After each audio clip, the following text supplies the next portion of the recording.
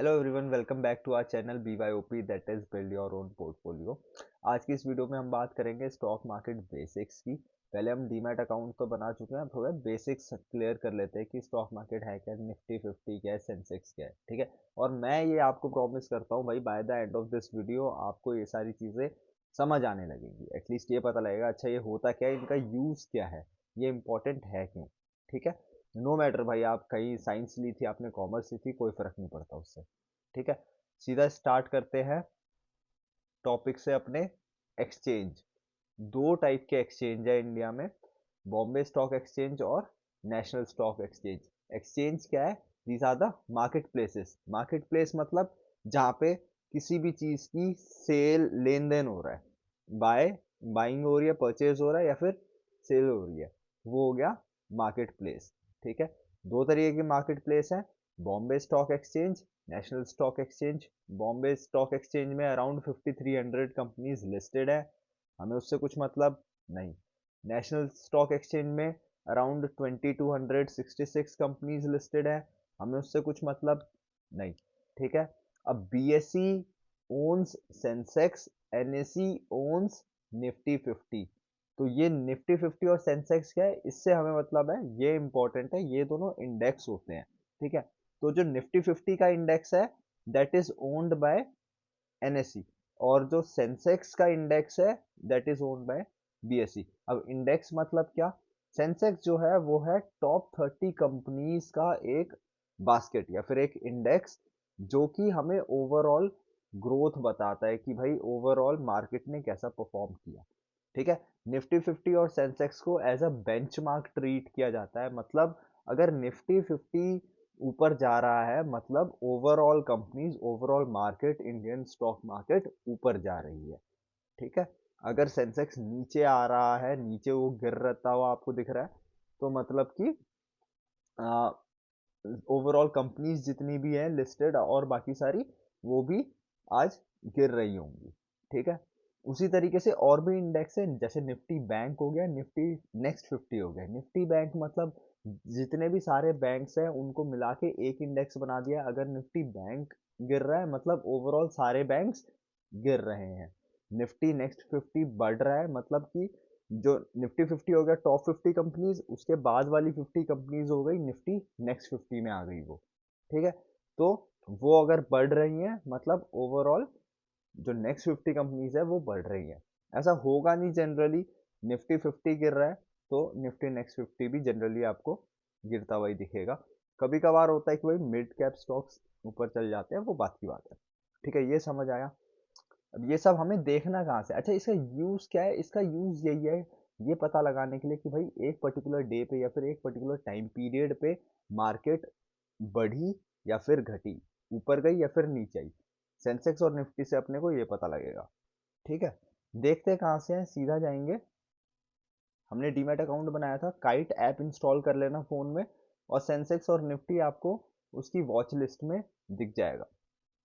ठीक है, सेंसेक्स क्या है? Top 30 companies. कौन सी टॉप 30 कंपनीज है वो देखना है तो सेंसेक्स पे क्लिक करो, फंडामेंटल्स पे गए, इंडेक्स कॉन्स्टिट्यूएंट पे आए, ये जो सारी कंपनीज है टॉप 30 कंपनीज इसमें दिखा रखी हैं। ठीक है, ये बनाती है सेंसेक्स का इंडेक्स। ओवरव्यू में आए, यहाँ पे हमको देखना है भाई लास्ट 1 ईयर में सेंसेक्स ने कितना रिटर्न दिया, 8%। लास्ट 3 ईयर्स में कितना दिया, 28%। ऐसे आप ये टाइम रेंज चेंज कर सकते हो। सिमिलरली आप निफ्टी 50 के भी कॉन्स्टिट्यूएंट्स देख सकते हो कि कौन कौन से इसमें 50 कंपनीज लिस्टेड है। ठीक है, अच्छा एक चीज़ और मेरे को दिखानी है, जो कि टेक्निकल्स में क्लिक करना, सेंसेक्स में क्लिक करने के बाद मार्केट्स में आएंगे। ये देखो, ये आपको एक ओवरऑल डैशबोर्ड दिख जाता है, जैसे कि ये सारी हो गई आईटी कंपनीज है, इन्फोसिस, TCS, HCL, है ना, ये सारी आईटी कंपनीज हो गई। यहाँ पे FMCG, fast moving consumer good वाली कंपनीज हैं, यहाँ पे बैंक्स हैं, यहाँ पे ऑयल एंड गैस कंपनी है। तो एक आपको ओवरऑल आइडिया मिल जाता है कि कौन कौन सी कंपनीज बढ़ रही हैं, कौन कौन सी कंपनीज घट रही हैं। ठीक है, अब सिमिलर टाइप ऑफ कंपनीज को या फिर सिमिलर टाइप ऑफ बिजनेस को एक आप ग्रुप बना देते हो, तो वो आपका कहलाता है सेक्टर। ठीक है, जो कि अपना नेक्स्ट टॉपिक था कि आईटी सेक्टर देखोगे तो फ्राइडे को आईटी सेक्टर ने सारी पॉजिटिव ग्रोथ दिखाई है, सारी कंपनीज ग्रीन में है, तो मतलब आईटी लास्ट फ्राइडे बढ़ा। Banks on the other hand were on a downward trend. ठीक है, तो अभी हमने ये सारी बातें की, आपको निफ्टी फिफ्टी समझ आ गया होगा, आई होप सेंसेक्स समझ आ गया होगा, क्या है बस इंडेक्स। सेक्टर की हमने बात करी, उसी तरीके से और भी सेक्टर्स होते हैं, फार्मास्यूटिकल हो गया, केमिकल हो गया, ऑटोमोबाइल हो गया, एफएमसीजी जैसे हमने देखा। ठीक है, तो अब किसी से हमें बात करनी है तो हाँ, एफएमसीजी सेक्टर आज डाउन रहा। ठीक है, बैंकिंग सेक्टर आज डाउन रहा, आईटी सेक्टर आज बहुत सही चला, है ना। ऐसे बात करेंगे।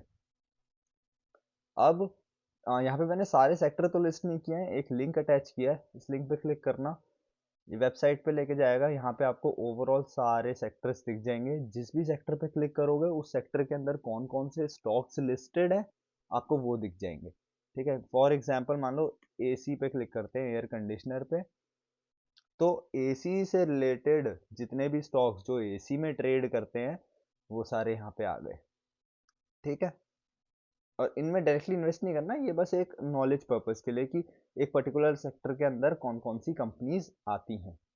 ठीक है, चलो जी, अब जब कंपनीज की बात कर रहे हैं, ये भी समझ लेते हैं भाई, कंपनीज होती हैं तीन टाइप्स की, और कंपनीज ये तीन टाइप्स की किस बेसिस पे बनी है, मार्केट कैपिटलाइजेशन के बेसिस पे, small cap, mid cap, large cap. ठीक है, स्मॉल कैप वो सारी कंपनी हो गई जो 5,000 करोड़ से उनका मार्केट कैप कम है, वो सारी कंपनी हो गई स्मॉल कैप। जो कंपनी 5,000 से 20,000 करोड़ के बीच में है वो हो गई आपकी मिड कैप। जो कंपनीज 20,000 करोड़ से ऊपर की हैं वो हो गई आपकी लार्ज कैप। थ्योरेटिकली ये है, ये वैल्यूज है, बट अगर आप थोड़ा ध्यान दोगे तो 5,000 करोड़, अगर कोई कंपनी 6,000 करोड़ की है तो भी उसको मिड कैप में कंसिडर करना इतना ज़्यादा सही नहीं होगा। ठीक है, तो ये थ्योरेटिकली तो ये है, थ्योरी पार्ट के लिए ये चीज़ सही है, बट हम ऐसे एज्यूम कर सकते हैं कि भाई 5 से 15-20 हज़ार करोड़ तक की मार्केट कैप वाली कंपनीज को हम कंसिडर करें स्मॉल कैप में, 20 से 40 हज़ार करोड़ तक की कंपनीज जो हो गई उनको हम कंसिडर करें मिड कैप में, 40,000 से ऊपर वाली करोड़ से ऊपर की जिनकी मार्केट कैप है उनको हम कंसिडर करेंगे लार्ज कैप में। ठीक है, अब इन तीनों में फर्क क्या है, स्मॉल कैप में भाई रिस्क ज्यादा रहता है, बट साथ के साथ प्रॉफिटेबिलिटी के चांसेस भी ज़्यादा रहते हैं, वॉलेटाइल भी ज़्यादा होते हैं स्टॉक। वॉलेटाइल मतलब कोई भी एक स्टॉक एक पर्टिकुलर डे पे कितना परसेंटेज से ऊपर जा रहा है, कितना परसेंटेज से नीचे जा रहा है, कितना ज़्यादा ऊपर नीचे हो रहा है, उसको बोलते हैं वॉलेटिलिटी। ठीक है, वैसे ही मिड कैप में वॉलेटिलिटी कम रहती है, रिस्क भी in comparison to small cap कम रहता है। जो लार्ज कैप कंपनीज होती हैं उनमें रिस्क कम रहता है, उसमें वॉलेटिलिटी भी कम होगी, उसमें ज़्यादा प्रॉफिट के चांसेस भी कम होंगे। ठीक है, इन तीन के अलावा एक आपका रहता है micro cap companies. Micro cap कौन सी होती हैं, जिन भी कंपनीज का 1,000 करोड़ से मार्केट कैप कम होता है वो सारी आती है माइक्रो कैप कंपनीज में। ये वाली कंपनीज बहुत रिस्की रहती हैं, बहुत ही कम लिक्विड होती हैं, लिक्विड बोले तो कि जिनके बायर्स और सेलर्स आपको जल्दी से नहीं मिलेंगे, ज़्यादा इनमें ट्रेडिंग नहीं हो रही है। ठीक है, और बहुत ज़्यादा वॉलेटाइल होते हैं, एक ही दिन में 10-15% ऊपर या एक ही दिन में 10-15% नीचे हो रही है। ठीक है, ऐसी कंपनीज रहती हैं, तो ऐसी कंपनीज को अभी के लिए अपन अवॉइड करेंगे। और मार्केट कैप देखते कहाँ से हैं, सीधा गूगल पे आना है। ठीक है, यहाँ पे सर्च करना है स्क्रीनर, बस स्क्रीनर लिखा, एंटर किया, पहली लिंक पे क्लिक करना है, फोन में भी कर सकते हो। अब जिस भी कंपनी की आपको मार्केट कैप देखनी है, for example Jubilant food works ले लेते हैं जस्ट फॉर एन एग्जांपल, ये डोमिनोज की पेरेंट कंपनी है। ये देखो मार्केट कैप आपको टॉप पे दिख जाएगा, 48,000 करोड़ की मार्केट कैप है, मतलब ये mid to long large cap वाली कंपनी है जुबिलेंट फूड वर्क्स। ठीक है, मार्केट कैप समझ आया। चलो कहाँ से देखते हैं अपने को वो ही पता लग गया। अच्छा, ये तो हो गया स्टॉक मार्केट बेसिक्स, और इसके अलावा मेरे को एक छोटा सा टॉपिक और था जिस पे मेरे को बात करनी थी, वो थी परसेंटेज गेन। ठीक है, ये क्या है, अब ये समझते हैं। जैसे एक मान लो एक स्टॉक ए, बी और सी, तीन स्टॉक्स हैं ये। स्टॉक ए जो था वो भाई 10,000 का था, उसमें 12,000 का वो बढ़ के 12,000 का हो गया। स्टॉक बी 1,000 से 1,400 का हो गया। स्टॉक सी 50,000 से 60,000 हो गया।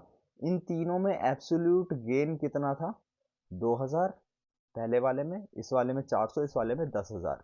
ठीक है, बट अब हम ये नहीं बोल सकते कि स्टॉक सी में क्योंकि 10,000 का गेन हुआ है तो सबसे बढ़िया स्टॉक स्टॉक सी है, ये नहीं बोल सकते हम। ठीक है, क्यों? क्योंकि दीज आर एब्सोल्यूट गेन्स, हमें बात करनी है परसेंटेज बेसिस पे, कितने परसेंटेज से ए ग्रो किया, बी ग्रो किया या फिर सी ग्रो किया। ठीक है, ए ग्रो किया 20% से, बी ग्रो किया 40 से, सी ग्रो किया 20 से, तो मतलब सबसे बेस्ट स्टॉक इस केस में हमारा हो गया बी, क्योंकि भाई वो 40% से ग्रो किया है। ठीक है, हमें एब्सोल्यूट गेन पे नहीं जाना है। अगर मान लो हम ए और सी में दोनों में एक इक्वल अमाउंट इन्वेस्ट करते हैं, मान लो लाख रुपए इन्वेस्ट किया, ठीक है, दोनों में, तो हमारा जो परसेंटेज गेन परसेंट है वो तो 20% ही रहेगा ना। ओवरऑल गेन तो हमको 20,000 का होएगा अगर हम 1-1 लाख रुपए इन्वेस्ट करते हैं और परसेंटेज गेन 20% का दिखा रहा है दोनों में, तो राइट। बट वहीं अगर हम 1 लाख रुपए हम बी में इन्वेस्ट करते तो वहां पे हमको 40% का गेन होता। आई होप ये समझ आ गया होगा। ठीक है, 40% बोल तो अपने को 40,000 का फायदा हो रहा है बी में। ठीक है, इसलिए कभी भी हमें एब्सोल्यूट गेन के टर्म्स में बात नहीं करना है। कभी ऐसे नहीं बोलना है कि मैंने 100 रुपये इन्वेस्ट किए थे, मेरे को 50 रुपए का प्रॉफिट हुआ है, 150 का, 100 इन्वेस्ट किए थे, 150 हो गए, 50 का प्रॉफिट नहीं। जितने मर्जी इन्वेस्ट किए हूँ, 100 इन्वेस्ट किए थे, 50 का प्रॉफिट हुआ है, मतलब मेरे को 50% का गेन हुआ है। ठीक है, हमेशा परसेंटेज बेसिस पे बात करनी है। अच्छा, एक और फिलॉसफी क्या रहती है लोगों की कि भाई स्टॉक, मान लो दो स्टॉक्स हैं, स्टॉक डी और स्टॉक ई। स्टॉक डी हमारा 5 रुपए का है, स्टॉक ई 1,000 का है। तो ऐसा करते हैं, स्टॉक डी ले लेते हैं, क्योंकि यार मेरा पैसा इसमें जल्दी डबल हो सकता है। 5 रुपए से इस स्टॉक को 10 रुपए तक ही तो जाना है, वो जाएगा, मेरा पैसा डबल हो जाएगा। पर अब मैं स्टॉक ई लूंगा, 1,000 से 2,000 होने में इसके प्राइस को तो टाइम लगेगा।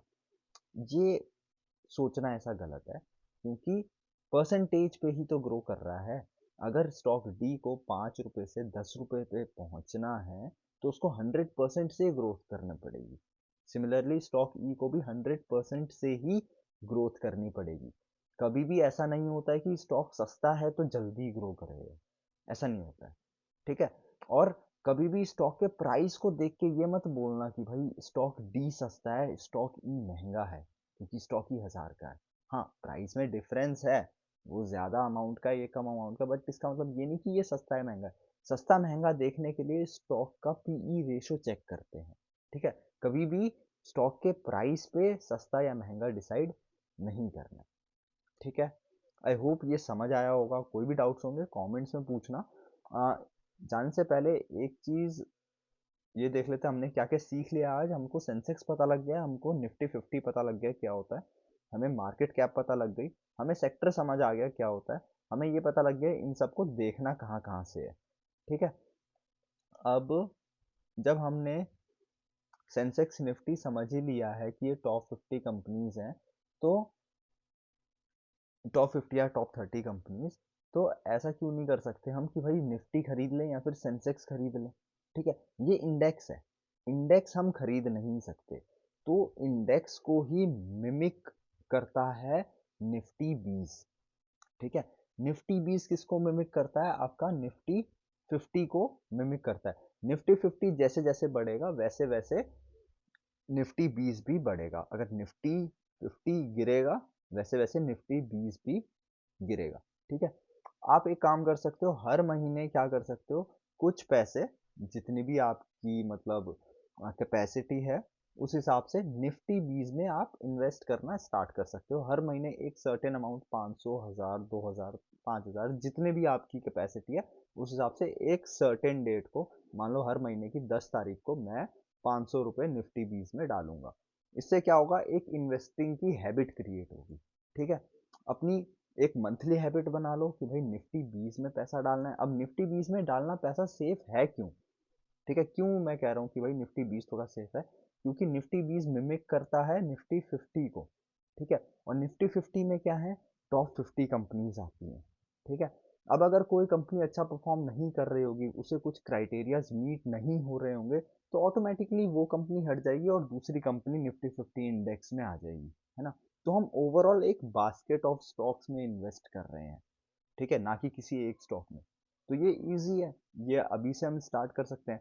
तो एक अपनी मंथली हैबिट क्या हो जाएगी कि हर मंथली हमें कुछ पैसा निफ्टी बीज में इन्वेस्ट करना है। गोल्ड बीज में भी आप इन्वेस्ट कर सकते हो, ये गोल्ड के प्राइस को मिमिक करता है, ठीक है। और एक तो ये हैबिट हो गई कि हर मंथली हमें इन्वेस्ट करना है। दूसरा क्या हो गया कि डेली हमें चेक करना है कि आज मार्केट बढ़ी या घटी। आज हमने ये सीखा है ना कि भाई सेंसेक्स बढ़ा या सेंसेक्स घटा कैसे देखते हैं, मार्केट बढ़ी घटी कैसे देखते हैं। डेली हमको एक बारी ये चेक करना है, ठीक है। तो इसी के साथ thank you so much for watching this video. I hope सब कुछ समझ आया होगा। कुछ भी डाउट्स हैं कमेंट्स में पूछना। Good bye.